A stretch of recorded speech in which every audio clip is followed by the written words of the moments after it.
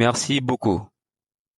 Il y a un court instant, les forces militaires américaines ont porté de massives frappes de précision sur les trois principales installations nucléaires dans le régime iranien, Fordo, Natanz et Esfahan. Tout le monde a entendu parler de ces trois noms, ça fait des années maintenant, pendant qu'ils construisaient cette horrible entreprise destructive.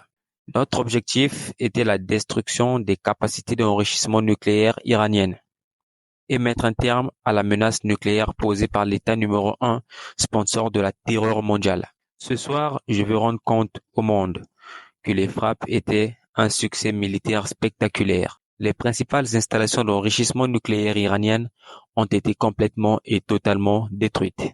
L'Iran, le tyran du Moyen-Orient, doit maintenant faire la paix. S'ils ne le font pas, de futures attaques seront de loin plus grandes et beaucoup plus faciles. Pendant 40 ans, l'Iran a uniformément dit mort aux États-Unis, mort à Israël. Ils ont tué notre peuple en déchiquetant leurs bras, en déchiquetant leurs jambes avec des bombes sur le bord des routes. C'était leur spécialité. Nous avons perdu plus de 1000 personnes et des centaines de milliers dans le Moyen-Orient. Et partout dans le monde, des personnes sont mortes comme résultat direct de leur haine. Et en particulier, tellement de personnes ont été tuées par leur général Qassim Soleimani. J'ai décidé il y a longtemps que je ne laisserai pas ceci se produire. Ça ne continuerait pas. Je veux remercier et féliciter le Premier ministre Bibi Netanyahou. Nous avons travaillé comme une équipe, comme peut-être aucune équipe n'a jamais travaillé auparavant. Nous avons parcouru un long chemin afin d'effacer cette horrible menace dirigée vers Israël.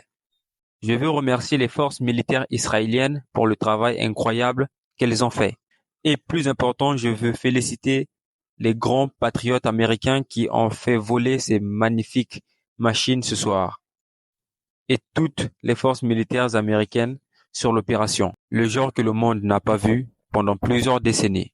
Si tout va bien, nous n'aurons plus besoin de leurs services dans cette capacité. Je l'espère vraiment. Je veux aussi féliciter le président-chef militaire de haut rang, général Dan Resen Ken, un général spectaculaire, et tous les brillants cerveaux militaires concernés dans cette attaque. Tout cela étant dit, ceci ne peut plus continuer. Il y aura soit la paix, soit la tragédie pour l'Iran, de loin la plus grande que celle que nous avons été témoins durant ces 8 derniers jours. Rappelez-vous, il reste plusieurs cibles. Celles de ce soir étaient les plus difficiles d'entre elles, de loin, et peut-être les plus mortelles. Mais si la paix ne vient pas rapidement, nous irons chercher ces autres cibles avec précision, rapidité et compétence. La plupart d'entre elles peuvent être effacées en un temps record de quelques minutes. Il n'y a pas une armée dans le monde qui aurait pu faire ce que nous avons fait ce soir. Même pas un peu. Il n'y a jamais eu une armée qui aurait pu faire ce qui s'est passé il y a juste un petit moment. Demain, le général Kane, le secrétaire de la Défense,